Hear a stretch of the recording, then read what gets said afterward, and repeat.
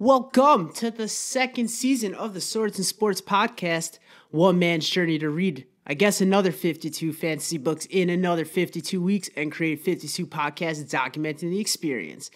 I'm your host, Mike Mogues, and yes, we're doing fucking videos now. If you see, I got the sign right above me.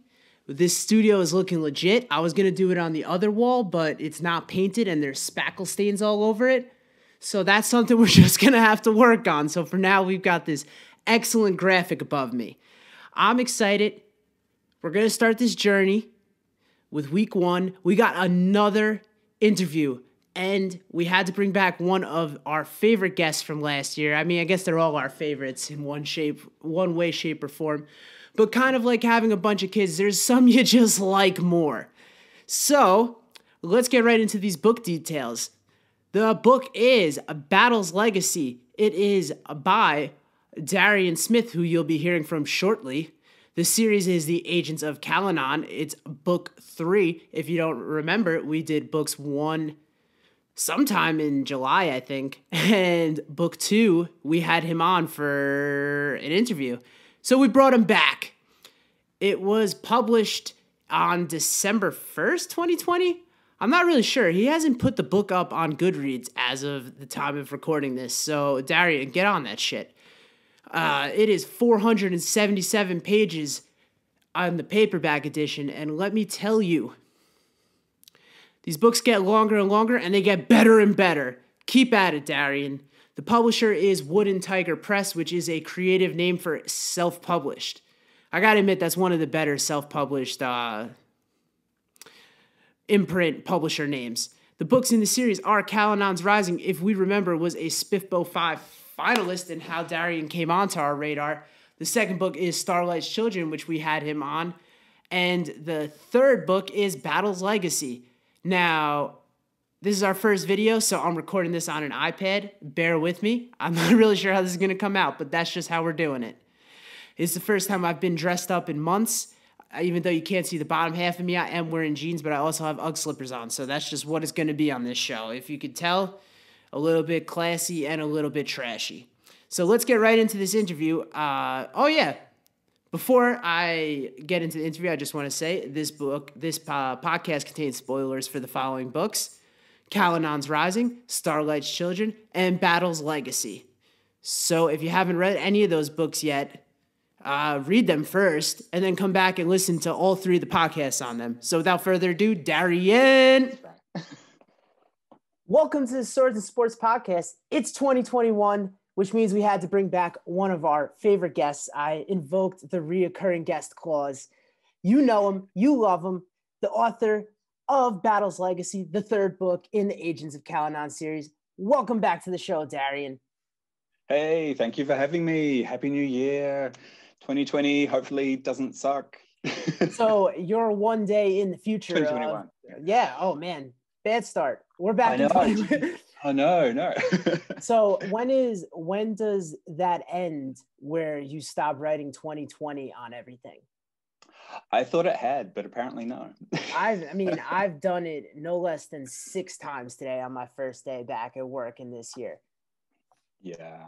That's when it's really going to kick in, because I'm still on holiday from my day job. So it's when I'm back next week, that's when I'm really going to start noticing. Yeah, I guess I'm appreciative of that because you have time in the middle of the day to come join us again. So you're one day in the future of 2021. Is it looking up? It is, yeah, and it's summer here, so yeah, lovely weather, and in fact, you will probably see me as we talk gradually get sweatier and I can't wait because of the heat.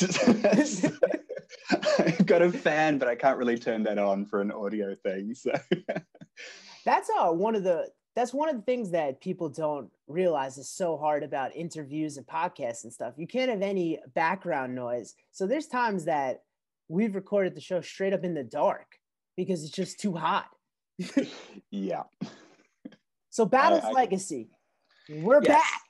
Yes, finally. Very exciting. Decided to end 2020 with a bang and put the book out. So how long had you been working on it? When we talked about it last time, you dropped the title for us. Yeah, so I had been working on it for a ridiculous amount of time. I don't even want to look at when Starlight's Children was released and compare, because it took me way longer than I expected. And it's ended up being a longer book than the other two, which surprised me. But yeah, I finally got it done, which is really, really cool. And the good thing about releasing it at the end of 2020 is, the bar's pretty low. If people don't like it, I'm like, hey, it's better than a plague, Right. I mean, this book didn't kill, 500,000 people or whatever the number's up to now. So hey, it's great. hey, there's time. It could. Yeah, true. That's an incredible marketing strategy that only you could come up with. Yeah. Battle's legacy, better than a plague. This is my tagline. So the release is super exciting. Was this intentional? I couldn't seem to find it on Goodreads or your website. I think you got to get those things updated. I do need to get those things updated. Yeah. I think there's a post on the website, but I've yet to figure out the roly graphic thing that pops up with it. Okay. So yeah, I'm just slack, to be honest. And you're doing a Beyonce no promotion album drop, and I love it. That's what it is. Yeah. I always wonder with the third book. Now, this isn't going to be a trilogy. There's going to be a fourth, right? Yes, there is. Yeah. So when you are planning the third book in the series, I know some authors plan the whole thing as a trilogy and then they go, no, there's still more story to tell. Was it always intended to be more than 3 books? Yeah, it absolutely was. And the weird thing, because I think with fantasy, there is definitely that expectation of trilogy. And so the weird thing for me is seeing people write about the series and describe it as a trilogy before I'd even written the third book. And I was like, no, I never said that. Right. No. So yeah, there are people who are probably going to pick up this book and expect that this is the last one, and it is not. So yeah, and I tried to make that evident because there's a bit of a hook at the end. It's not a cliffhanger. There's still, they still solve the mystery in this book, but there is a little bit of a hook to try and just emphasize, nah, guys, we're not done. There's more. Right. And yeah, I mean, you never said it was a trilogy, but there is that expectation. Is there an amount of books that you're planning on writing, or are you just going to see where it takes you, and then one day you're going to be like, that's the end of the story? I have in my mind 6. Ooh. So that's kind of where I think the overarching kind of background story that's building up, I think that's how long that's going to take. But I also think, if people are liking it and I'm still liking it, this kind of formula of a group of characters, stumbling onto murder mysteries and solving them could be something that carries on longer than that. And I have an idea for a couple of things that could happen after this big arc. But yeah, I'll get to the end of the 6 and then I'll decide whether I think it's whether I want to keep going. Because my big fear, I guess, is not to take it longer than it's good for. Right. You see that with TV shows and stuff, and I know it's the studio execs in that case, and that's where I have the advantage of being indie, is that I don't have to answer to them. But you see these shows that start out really, really good and they've got a very clear story arc, and then they kind of reach the end of the story arc and then some exec goes, no, we're still making money, keep making the show, and they keep going and you're like, it's kind of lost it now. Yeah, I think so. There's some very famous examples of that. Game of Thrones. Yeah. Yeah, no comment. Yeah, and I think, I like stories that have a nice, complete beginning, middle, end, and when you've told the story you mean to tell, you should probably stop. So yeah, that's kind of my intention at this point, is to do 6 books and then either stop or reassess. Right. Now, what happens if the 6th book becomes a bestseller? Then you're writing a 7th? Then then I become my own studio exec and tell myself to sit down and write it. You either die a hero, live long enough to see yourself become the villain. Now, what is a 6-book series called? Is there a term for that? That's a really good, I guess it's what is that, a sextuplet or something? A sexology? Because that's not going to work. That sounds like a whole nother genre. I'm not saying you couldn't dabble in there. So let's talk a little bit about the book. Now, this events of the book take place just a few weeks after the second book ends, right? Yeah. And is the city ever going to be safe? Or is this is a bad place to live at the moment, right? This is terrible. Yeah, there's just always someone there busy murdering people willy-nilly with magic. So if you're an average non-magic person in Alapra, sorry about it, guys. You're in trouble. Well, the other option isn't so great. If you're in the Larian, you might just be a forced laborer. So I don't know if I want to be that either. Yeah, it's not so great. Yeah, I'm a bit mean to the characters. Listen, if it was a happy story, we wouldn't have much strife, and there wouldn't be much to suck us in. Exactly. Where's the fun in everyone being happy, right? There is no fun in that. I think one of the things that I've loved about the fantasy murder mystery kind of vibe you have going is that it always starts off hot. And in this case, it literally started off hot, where and I gotta admit, this was one of the better deaths in the whole series. Spontaneously combusting, I guess. And are you just trying to one up yourself? Because it's going smoothly. Excellent. I'm glad to hear that. Yeah, I am kind of getting to the point, and especially in this book where like there were all kind of weird sort of ways that people were dying. I was constantly kind of going, oh geez, what's an interesting way to kill somebody now? so yeah, spontaneous combustion seemed like a good starting point. And yes, a few other people getting squished and stuff like that. Okay, yeah, I mean, I was gonna save this one for later, but you have an incredible ability to write some gross, like real twisted deaths. So I'm gonna say thank you. And I love it. I mean, I think I mentioned it in the first book with I forget the exact situation with just the gruesome death.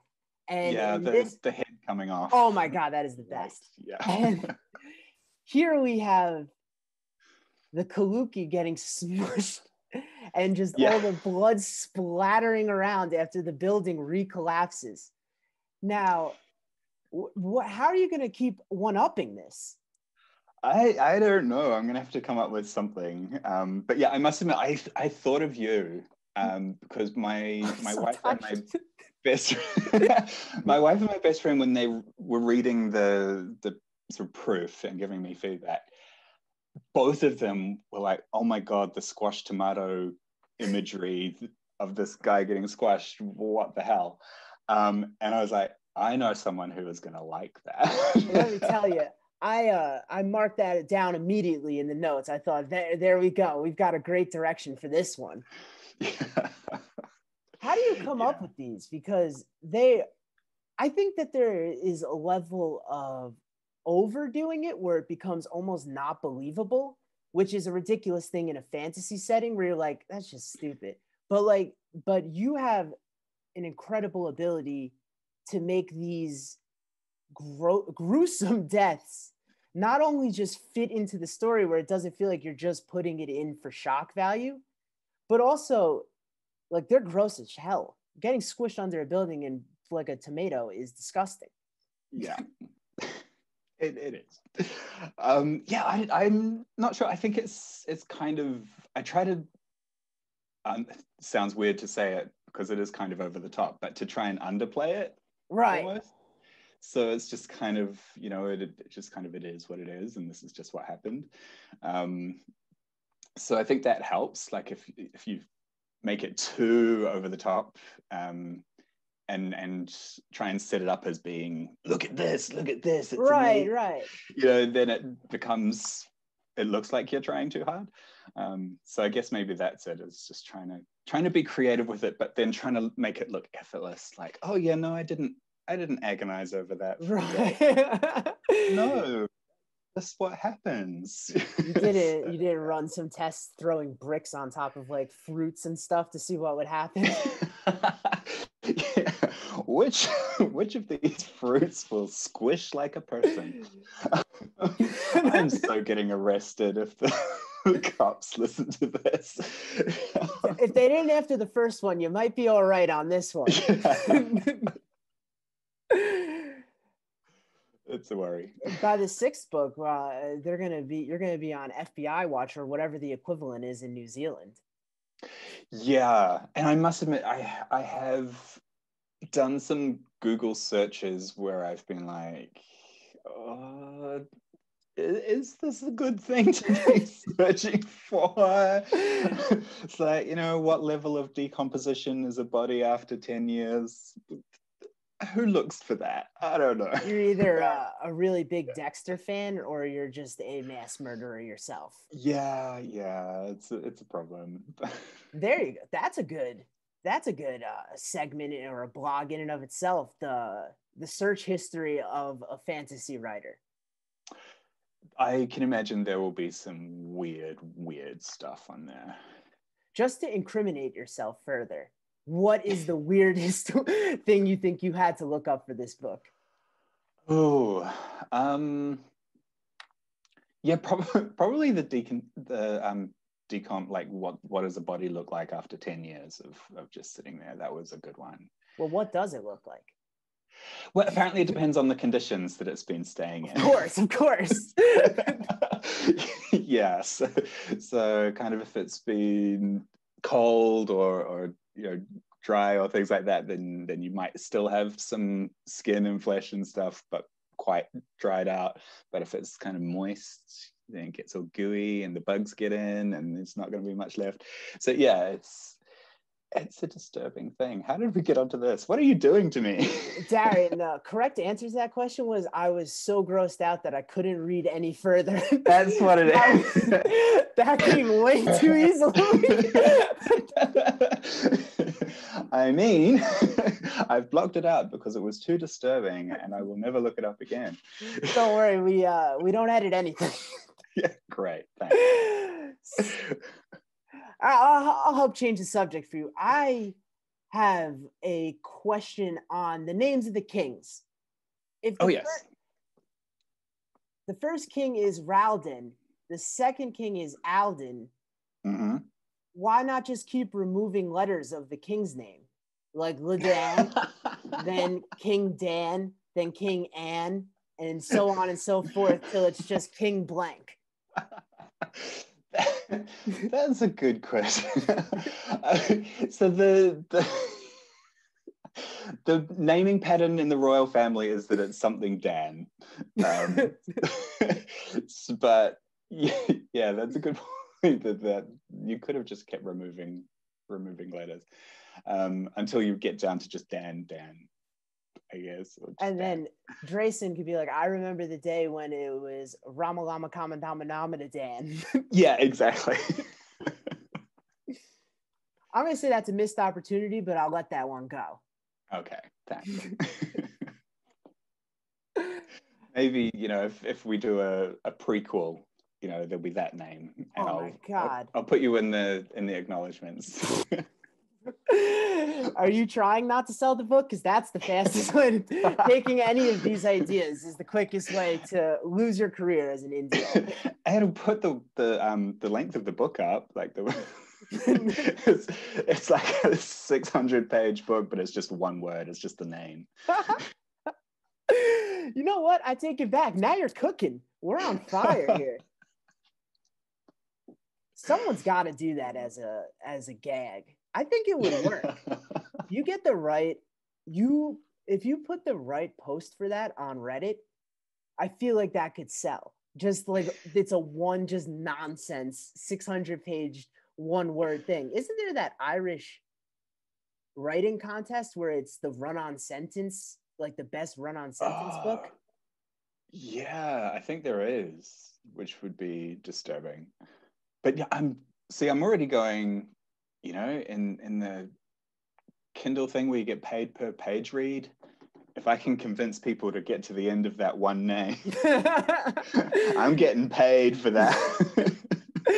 You just do that and then about the author.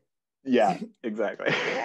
Darian Smith hates you and wanted to make a quick cash grab. So yeah. Unfortunately, I think people did that for a while when Katie, the Kindle Unlimited started. There were some people who basically just published nonsense books and then went in and page read each other's gobbledygook as like a cash farming thing. I think they've stopped it now. At least I hope they've found a way to stop it. But yeah. So that's interesting. I didn't know.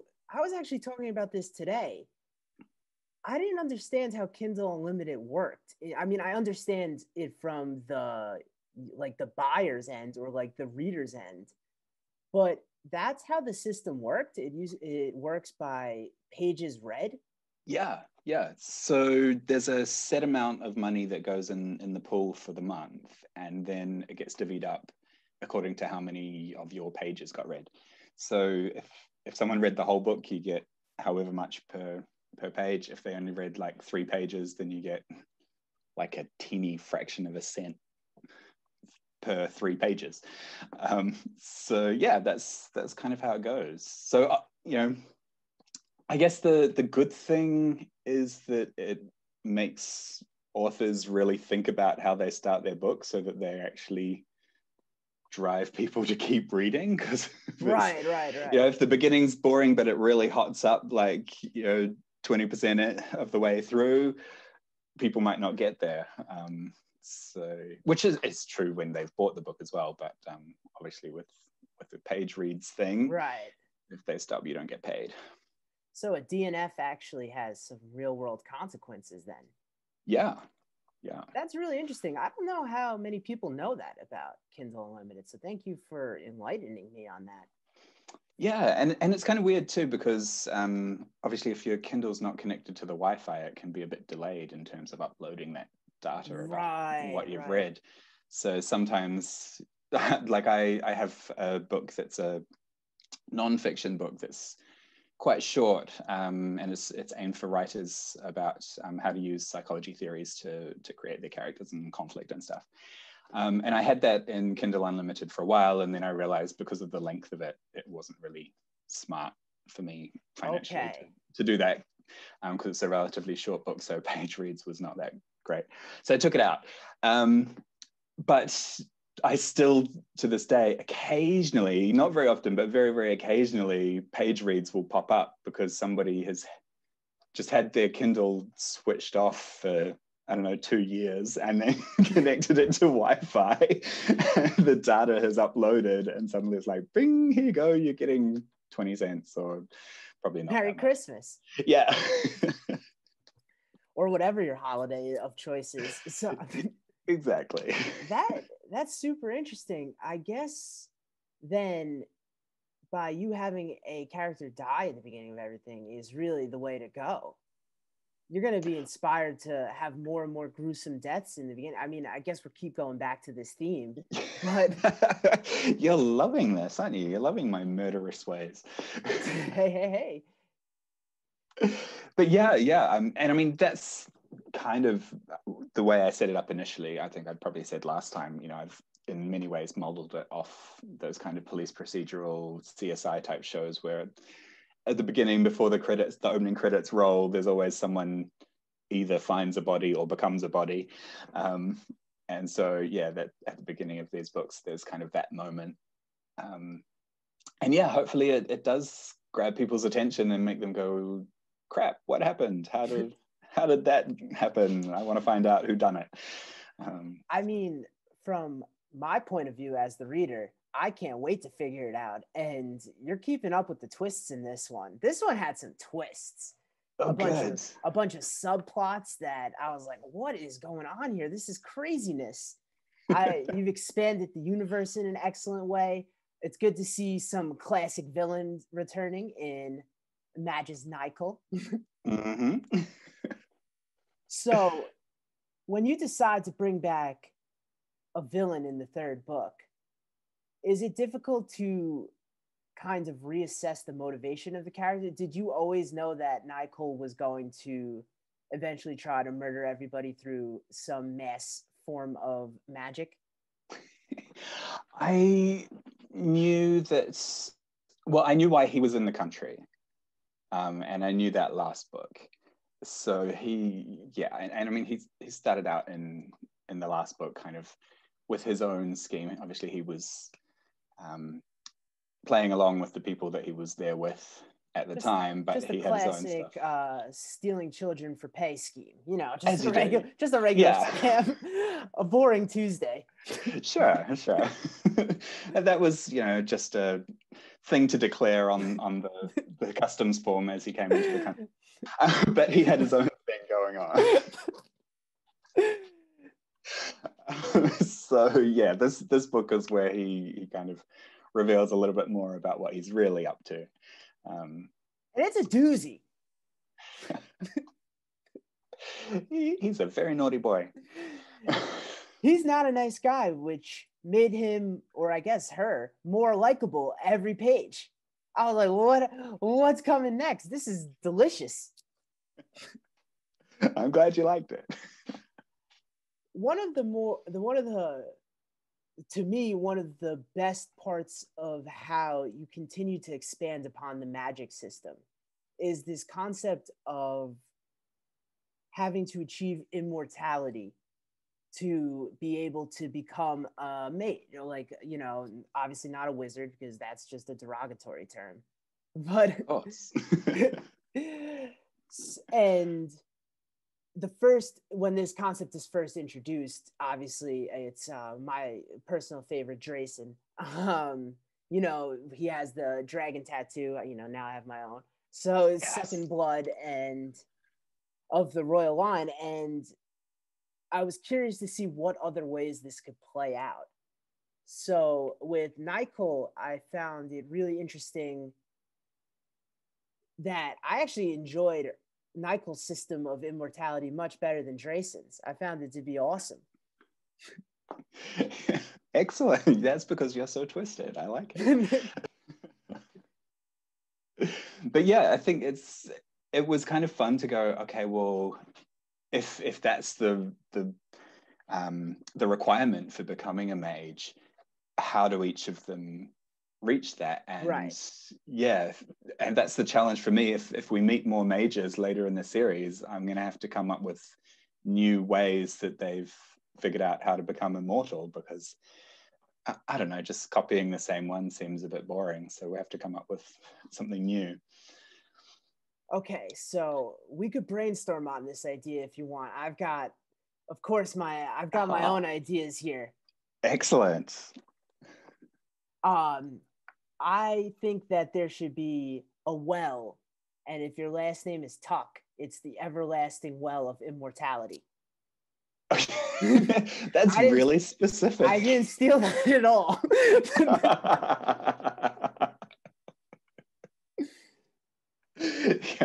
No, it's one to consider. That one's free. The next one's going to cost you on the consulting fee.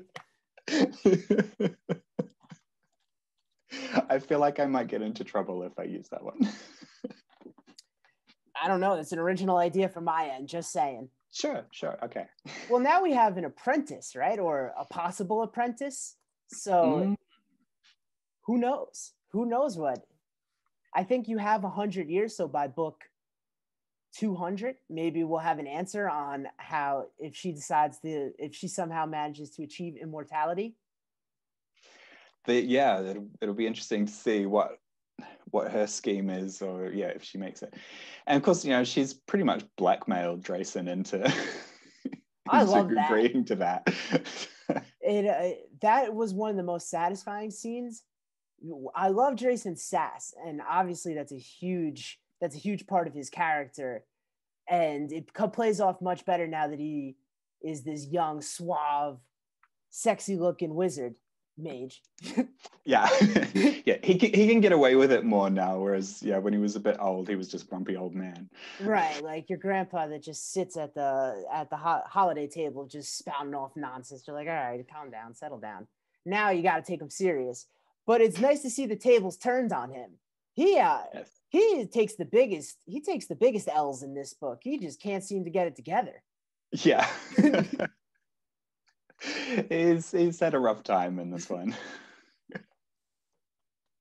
Will that impact his smugness in book 4? Because now he seems to not be able to do it all himself. And this is being proved now 3 times in a row. Yeah, I think it's going to be interesting to see how he develops. And that was kind of always the plan with his character, is to make him grow up a little bit, which is kind of weird for the guy who's 400 years old to have to make him grow up. But yeah, that's kind of how that's going to go. So yeah, in Starlight's Children, he tried the whole let's actually have a steady relationship thing instead of just kind of slutting around the place. And then in book 3 now he by the end, and of course we're throwing spoilers all over the place. Sorry about it, grenades. We always include a spoiler warning at the beginning of the show. So yeah, it is what it is. And so now he's essentially stuck in a parent role with this orphan that he never really wanted to take on. So that's going to be a real change for him in the next book as to how he deals with it and what his parenting style is going to be like. This is going to be a challenge. I think he's going to be great. I think that you're being real negative on him. I think Drayson is encapsulating the stereotype of the millennial now. He in his young hot years, he's slutting around. Then he's on Tinder. He's working it. Tinder, Bumble, Grindr. He doesn't discriminate. Book 2, he tries to find a steady relationship and fails miserably. And then by book 3, he's just given up. Yeah. It's the perfect arc of the most relatable millennial story of all time. There you go. It only took him 400 years. Yeah, he's just waiting for his generation to come along and catch up to him. I have to ask, is there anything more satisfying than the bad guy at the end going, no? It's so fun. I love that. And especially like I don't know, the way the world is, there's something really nice about fiction where the bad guys are going to get it at the end. There's obviously bad stuff happens throughout and the good guys are, not all of them make it, but to see that bad guy get his comeuppance or her comeuppance is very satisfying. And yeah, I really enjoy that kind of moment. It's one of those, as the reader, it's one of those like yes type moments. If you're listening to this on podcast, I'm doing like the fistal like let's go type deal. So I always appreciate one of those. I also appreciate some good juxtaposition where, so at the end of the book when Brillin stabs the king and goes, long live the king. And then in the next chapter, it's like, well, the king's still alive. So you fucked up, buddy.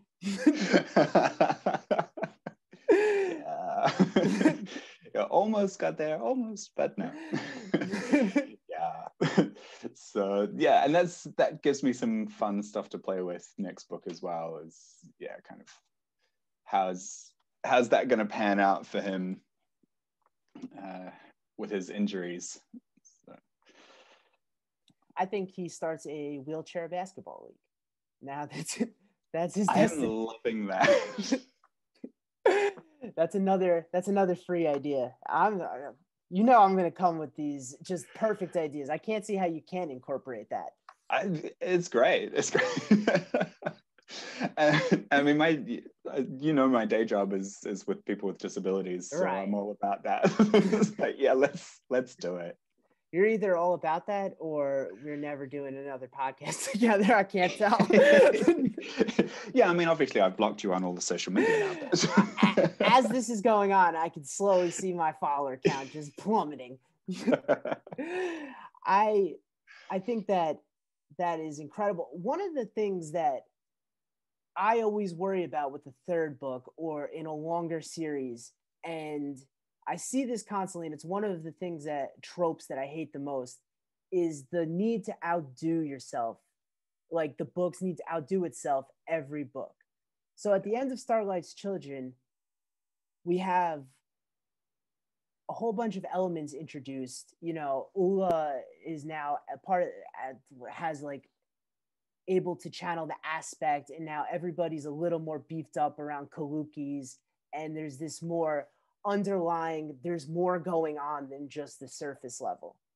And I think a lot of times when I see that in trilogies or longer series, it's the third book or the fourth book, and then it just keeps adding on and on to the point of ridiculousness. Yeah. Now, I think that you've done such an excellent job of keeping the elements that work, but also creating new avenues for us to explore that feel natural in the state of, without progressing at a level where we're like, well, now everybody's super magic and this is ridiculous. So is that a conscious choice, or is that just more of your writing style? Yeah, it's probably a little of both, because as you say, there is that danger of just adding powers until they're just, I'm trying to think of the movie. It was a name. And now I can't even think of the actress that's in it, where she takes a drug that's supposedly enhances her brain, or she doesn't take it, she's forced to be a drug mule, and then it leaks into her system, and then she I don't know what becomes super powerful. Oh my god, I know this movie, I've watched it and it's gone completely. Okay, well, this is boring thing to be talking about, since I'm just going to sit here and bore all the listeners to death while I try and remember the name. Yeah, but you're going to look good doing it, so don't worry. And everyone's yelling at their computers right now, going, "Oh my god, it's this! What are you, stupid?" Well, I'm not helping you, so I guess I could research this, but no, I'm going to let you flounder here. And I'll add it in. This is why we need Natalie in the background looking it up while we're hedging. You ruined it by just sending her away. Oh man.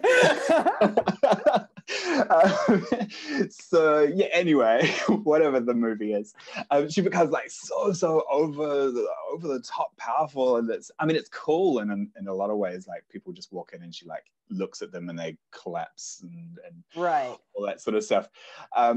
I have examples of this, and said if we want to go where I think this was done ineffectively. And there's some popular series. I call this, and it's a specific reference to an anime show. I call this the Dragon Ball Z effect, where the show went on 10 seasons, and by the 10th season, it's just ridiculous the levels of power they have, and this, you kind of lose the ability for subtlety, and plot line kind of turns into a who could outpower who kind of. I'm thinking of the Mistborn series, where by the end, the abilities were by Brandon Sanderson, of course. It always comes back to him somehow. Where by the end, all the characters are so powerful that there's no reason for like political intrigue, and there's no reason to even get along with anybody, because it's just like, well, I can kill you because I can do this, this, and this.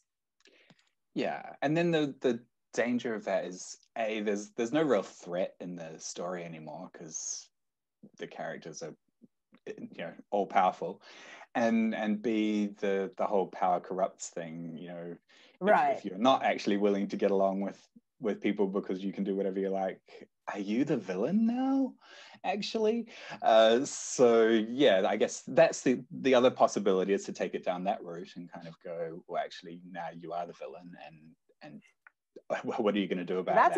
That's a good twist. How are people going to deal with you? Yeah. So that's a possibility. But yeah, I do prefer to be a little bit more stingy, I guess, with the upgrades that I give the characters. So I like yeah, that term for it. it's like Pokemon evolutions. Oh, don't get me started. We'll never end this. We'll never end this interview if we get started on Pokemon. But yeah, so like you say, there's a few of the characters who have bonus abilities when they're up against Kaluki or Risen. But other than that, they're still just themselves. And those bonus powers are not completely yeah, they're a little bit more and they're helpful, but they're not going to make it impossible for them to lose. Right, which I mean, it does happen. I'm thinking Wheel of Time as well, where progressively every book Rand just gets more and more beefed up, and he just, the trope where the power of friendship, or just digging a little bit deeper, and then I'll blast you with some super magic no one has ever achieved before. I think that gets a little dry. So I appreciate by book 3 we're still, and I'm not saying that those are bad things if done well, but I appreciate by book 3 that we haven't gotten to that, and it doesn't seem like we're going that way, which keeps me engaged, because a murder mystery isn't a mystery if I know that Brandon's just going to blast the shit out of someone and never get any injuries. Exactly. Yeah. So that's I think probably in book 3, Ula's probably the closest right that comes, because her powers have stepped up quite a bit in the end of this one. Except her Risen never give her shit for answers. Yeah. It seems like she gets more magical abilities and the Risen become more stubborn. And they're like, yeah. I'm not helping you. Yeah, they're a bit sassy, those Risen. I gotta tell you, like, for the 9,000th time, I can't tell you what happened at the time of death. So stop asking. Yeah, I have to reiterate that. So yeah, and yeah, poor Ula. It's that song, more money, more problems. It's more power, more problems. I'm having flashbacks to that video of all the cash with you. That's a callback to the first interview. Please go listen to that. I need listeners. I want to quit my day job one day. Yeah, so the instinct. Now that's another area that gets further explored. Instinct is this kind of preternatural feeling that an event is going to occur, and not an exact, it's not laid out perfectly clear, right? Yeah. I'm capturing that okay? Yeah. It's kind of it's a feeling, psychic ability kind of thing that, it's not always the most reliable. As the king finds out. Yeah.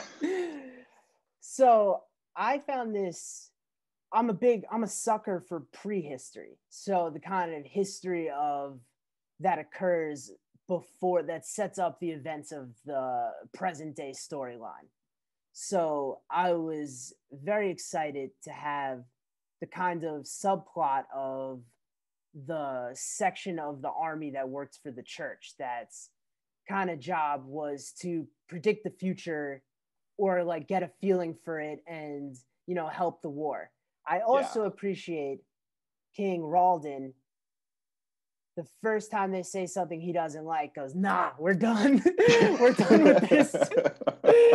Yeah. Yeah, he was not up for that prediction at all. Now, nobody had the instinct like, hey, if we tell the king, he's gonna murder us all by turning us into frying us all like garlic in a pan. Yeah. This is of course always the problem that you have with a psychic ability. It's like, well, you didn't see that coming. And it's the plane crash on the way to the psychic convention. And yeah, it's my answer to that is it's an unreliable science. It's one of those things. And I guess true. And one of the things that I always like to play with all of these characters is kind of like the loyalty thing and kind of going, okay, I've got a sense that this is going to go badly. And I think, you know, in the scene where she goes and tells the king the prediction, she's already got that sense that this could go badly, and you know, for some reason the guy that she's with is not going to come back or whatever. Right. And so and yet, because of the loyalty and because of, you know, this is my job, this is what I have to do kind of thing, people still do it anyway. And it's kind of, it's a really interesting thing, and I think we see it in a kind of a different way. But if you look at medical people in our current scenario, you know, if they were sensible, they would have quit their jobs and stayed on. They know the risks. What are they doing? But because, you know, that's their job, and they're trying to work for the better good, and they have hope for, you know, that the outcome will be different, so they continue to go to their jobs, and they continue to work towards a better outcome, despite the fact that they can see the dangers and what is potentially not going to be a better outcome in a number of cases. So I think it's kind of that as well, as like, even when you know a bad thing is coming, sometimes you feel that you have to walk into it anyway and try and deal with it. You know, of course, I'm joking around by picking at things to, you know, for a comedic effect, but there are a lot of serious moral quandaries that the characters face. Probably none more so than Brandon, who's constantly battling with the perceived and the actual of what he's done in the past to the person he's trying to be today. And I found this struggle to be one of the better explorations of, you know, who we are. You know, we don't always have to be the person we were in the past. I think his gut reaction to being called Bloodhawk all the time, I think that his desire to continue to try to atone for his past sins, I find this to be one of the elements of the book that give it a whole nother level of depth. And I appreciate that he has to struggle. And it's not just like, well, that's who I was. Now I am this physician who is going to do everything he can to do the right thing. And that he still has PTSD. He's still trying to atone for things, and it eats at him. So while I love to joke about psychics getting burned like olive oil, I do want to mention, like,